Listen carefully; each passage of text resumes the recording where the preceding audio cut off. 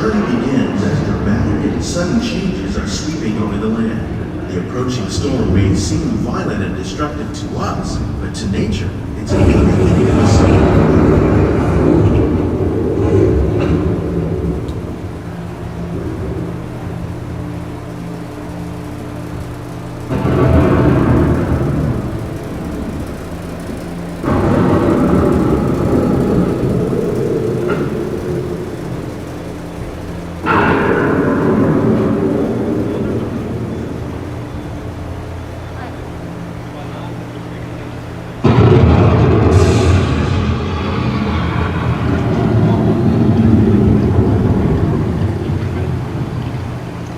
Hey everybody, we're living with the land.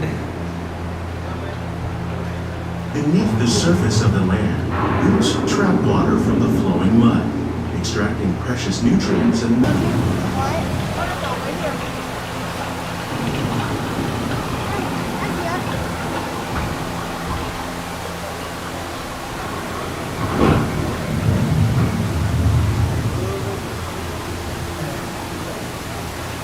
One of those living systems is the rainforest, home to the most amazing concentration of life on our planet. These dense and beautiful forests cover only a tiny portion of the Earth's surface, but they contain more than half of its plant and animal species. Rainforests are also extremely rich and productive living systems, providing us with there's that Disney water smell. medicines, and other elements. Can you guys smell it at home? It's the Disney water smell. Deep breath. Try real hard to imagine. I guarantee y'all can smell it. We're actually getting wet this time. I know, I'm actually getting wet. That's kind of odd.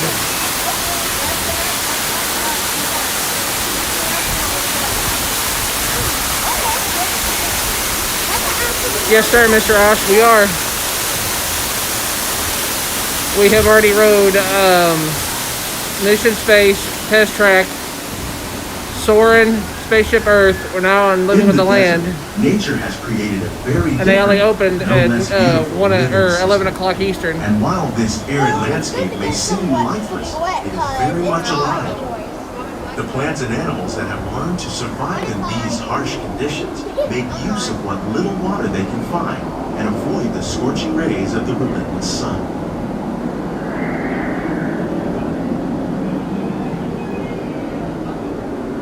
The American prairie once appeared as desolate as the desert, but over time, rainwater and nutrients gradually penetrated the hard surface of this land. Busy. Even the hooves of After the we finish mighty riding all the buffalo rides here in helped future, create the we're going to rich go soil. around and try to ride Frozen and the Three Caballeros. I mean, they're not real, but I wish I We're going to be here at Epcot for 2 days. Our second day when we come back, it's going to be focused on just being in the countries all day. So the mom and dad can get some time in looking at everything and shop and whatnot. Chickens. That's a rooster, right? Rooster and chicken. No, that's a chicken. I don't see the rooster. Rooster. Of all the forces at work on the land, humans have had one of the most profound effects. The need to produce food for a growing world led to the enormous use and sometimes overuse of the land. In our search for more efficient ways to grow food, we often I want to tell Mrs. Wolf you said that. Got it. Karen, Mr. Osh says you should go to the tequila bar when we go to Mexico. Today, we're learning to live with the land, discovering better ways to grow food that will assure both human and environmental well-being.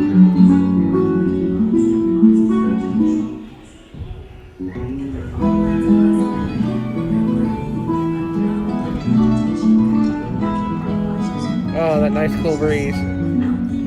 Today was actually pretty hot down here, surprisingly. But according to weather, today is the last hot day we're supposed to have. Then for the rest of our trip, it's going to be, mid-70s, no humidity, and hoodies at night. Materials into our soil, we can make farmland more fertile without the need for chemicals. Here at Epcot, we're learning to reduce the need for chemical pesticides by breeding and using natural natural predators, like ladybugs and wasps, to control pests. In the farmlands across America, we're learning that by plowing under vegetation containing natural fertilizers, we can enrich the soil without the use of chemicals. In arid regions, we're learning to produce How will we meet tomorrow's growing needs for food production, yet still respect the needs of the land? Some of the answers are being discovered just ahead. To help us maintain Epcot and the U.S. Department of Agriculture are exploring innovative ways to produce. Sorry guys, colorful little lag harvests spike now there. and into the future.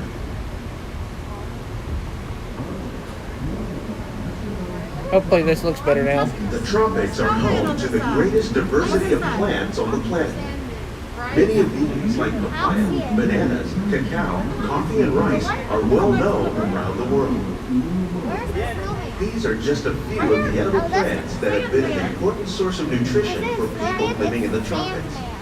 Many are rich in vitamins and minerals, while others are well adapted to growing in less than ideal conditions. Some, like the water lily, thrive in wet, swampy areas and waterways. All parts of this plant, even the flower petals, are edible. You want one of those? The starchy part of the plant has long been You want one of used to those make like flour those? for baking. I would like one of those. One day, Lily pads. many of these lesser-known tropical plants may be as important as the bananas growing on both sides of the road. More than 28 million tons of bananas are eaten annually, making Peanut butter it the tree. most popular Like fruit in the Mr. world. Mickey on the at the back. Yeah. Missed. Yeah, the snowman, sandman, whatever they are, they're cute. I agree. It's Sandman. Banana trees are not big. Where do you think bananas grow?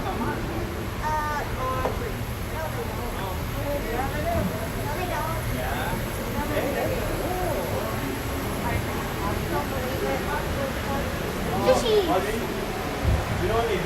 When we mention farming, you probably don't think of fish, but fish farming or aquaculture accounts for nearly we were here in half of all the seafood We were here in consumed 2018, and when we were here then, I think the lily pad thing had just gotten put in are there. three of the more popular crops raised by fish farmers. The sustainable system we're using here recycles the water in the tanks.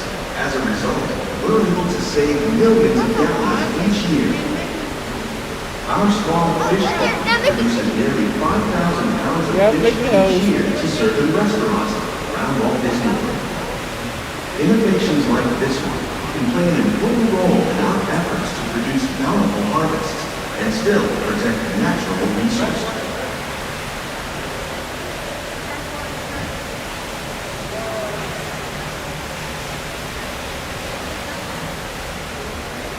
Look, Josh, hit Mickey.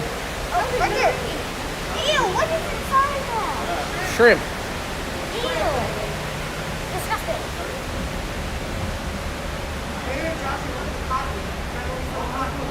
You know, it's always been one of our favorites, actually, this attraction While there has are been. more than 50,000 edible plant species in the world, most of us are only familiar with the handful that make up our everyday diet.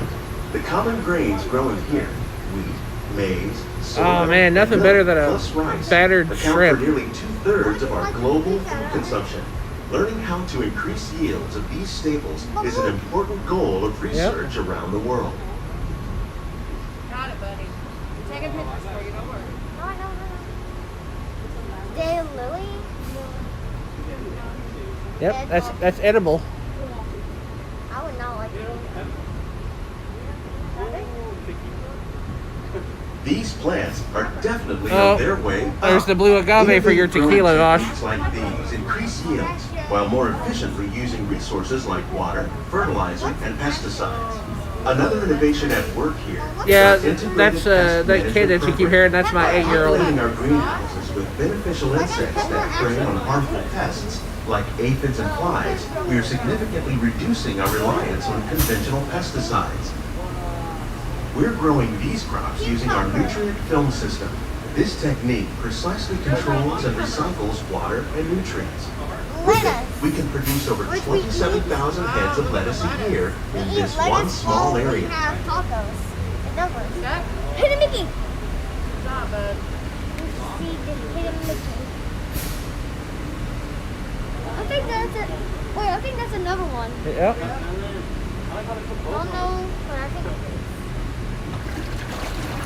is. Some of our best ideas have been inspired by nature, like these fruit and vegetable trees. By growing these ground plants vertically, we can increase yields and better control diseases. These crops taste as good as they look. In fact, They grew that pumpkin in a Mickey mold, and it caused it to grow like that. That's pretty cool. Restaurants here at the land every year. The future of agricultural source of fertilizer for the plants. Epcot scientists are working with the U.S. Department of Agriculture on a number of innovative projects. The goal of these efforts is to produce higher yielding and better quality plants. Lights up ahead, Mom. Lights up ahead.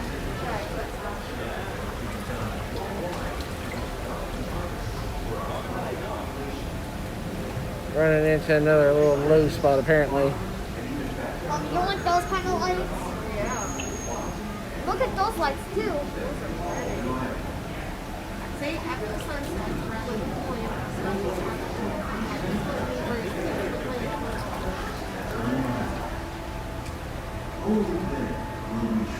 maybe they don't tell you about it. Right. On behalf of Walt Disney World, we hope you've enjoyed this unique Why are we going through slow? our living laboratory. These greenhouses represent just a fraction of the work being done worldwide to produce. Partners are doing their part to improve the quantity and quality of foods that we all rely upon. Together, we can continue to find more ways to increase food production and protect our precious natural environment. Only then will we truly be living with the land.